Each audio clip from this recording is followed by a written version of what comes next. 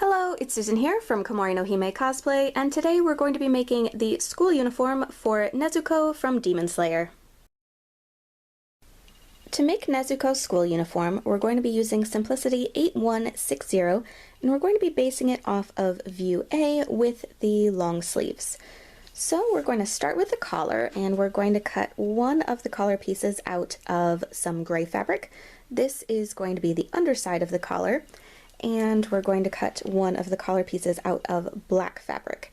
This is going to be the piece that's on top, and I applied some fusible interfacing to make it a bit stiffer and sewed on 2 rows of red bias tape to create the stripes.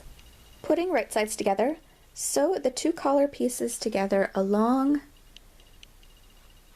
the outer edge. Turn the collar right side out and press it flat. Then I zigzagged along the neck opening to hold the 2 sides together. Cut the bodice front and back pieces out of black fabric. I'm using a black cotton stretch sateen.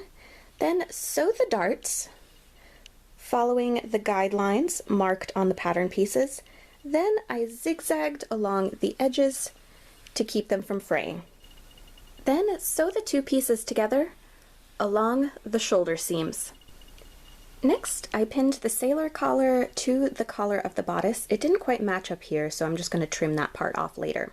So now we're going to take it to the machine and sew it into place.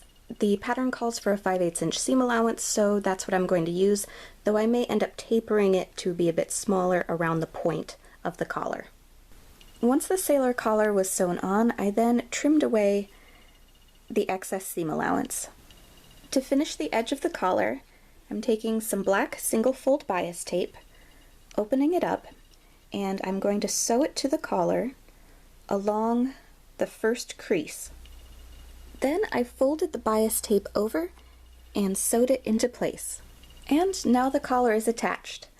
I always have trouble with the point in the front, and it's a little lumpy, but thankfully it will be covered by the scarf.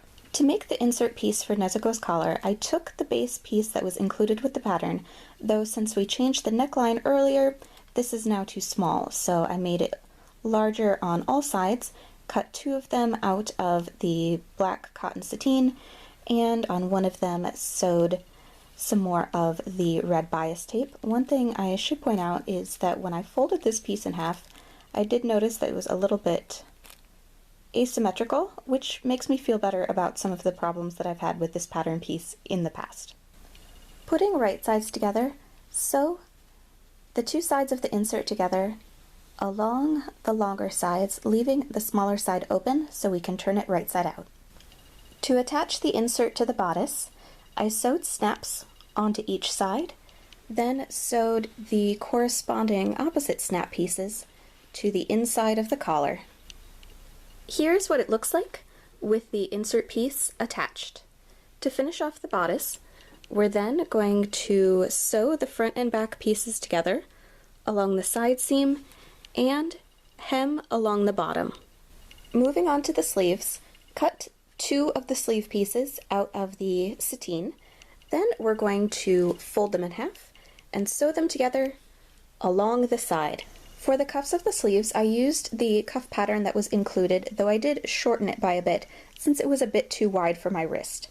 I cut 2 of the pieces out of black fabric and applied some fusible interfacing to the back and sewed on 2 lines of the red bias tape. Then we're going to fold the cuff in half and sew it together along the side, then fold it up in half again and sew a zigzag stitch along the raw edge to hold the 2 pieces together. Putting right sides together, sew the cuff to the sleeve. Then sew the sleeves onto the bodice. To make the scarf, we're going to cut 4 long strips of bright green cotton with the ends tapered and pair them up and sew them together along the flat sides. Putting right sides together, sew the 2 halves of the scarf together all along the edge, leaving a space open so it can be turned right side out. Turn the scarf right side out and sew the hole closed. Tie the scarf around the neck, and with that, Nezuko's bodice is done. To make Nezuko's skirt, I'm going to be lining it in the gray fabric, like the reference image. So we're going to cut 2 long rectangles, one out of black fabric, one out of gray fabric, and we're going to sew them together along one of the long sides. Then fold the skirt in half so the right sides are out, and zigzag along the raw edge.